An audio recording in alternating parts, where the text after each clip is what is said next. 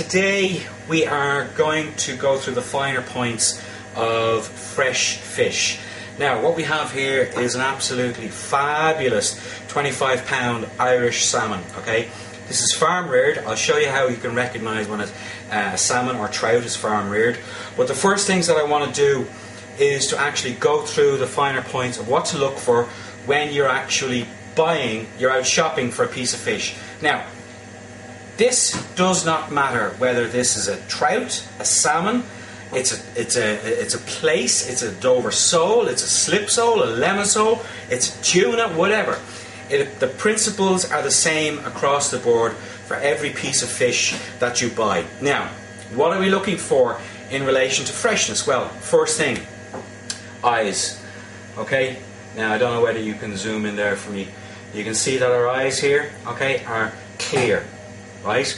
There's no clouding at all in these eyes here.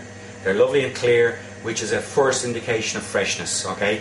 Now, the next thing is the gills. Take a look at the gills.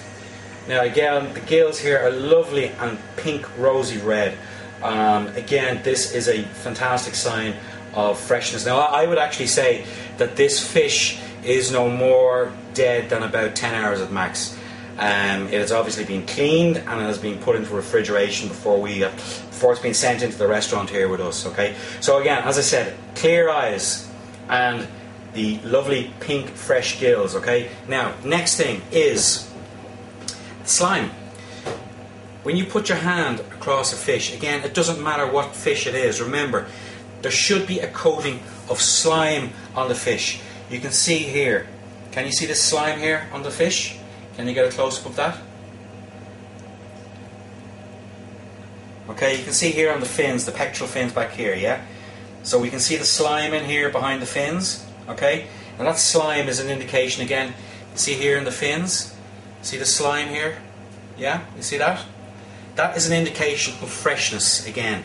So the next thing, so we have the coating of slime, which is evenly distributed across the fish. The next thing, obviously, then, is the smell. Even though there's a smell of the sea, even though there's a fishy smell coming from this, it is not unpleasant. It smells fresh. It's not bad in any shape or form that it actually is offensive to your nostrils. It has a very clean, fresh, healthy smell of fish. Okay. Now, again, you can see here the slime. Yeah. Now, the last thing that I want to show you in relation to this, and this really is the litmus test for any fish in relation to freshness. Now, when you have a piece of fish that is fresh, just push your hand back, your thumb into it. Now, you see the way this flesh is springing back up? Can you see this? That there's still elasticity in that flesh. Can you see that? See the way the flesh is springing back up? Yeah? Okay, what that means is again, that is the litmus test in relation to freshness. And in reality, that's, as I said, for any fish.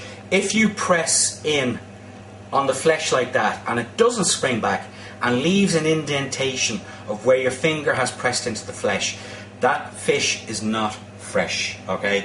Avoid at all costs. It may not kill you, but it probably, you'll actually know, you can trust me in this, it won't kill you, but it also won't be very pleasant to eat.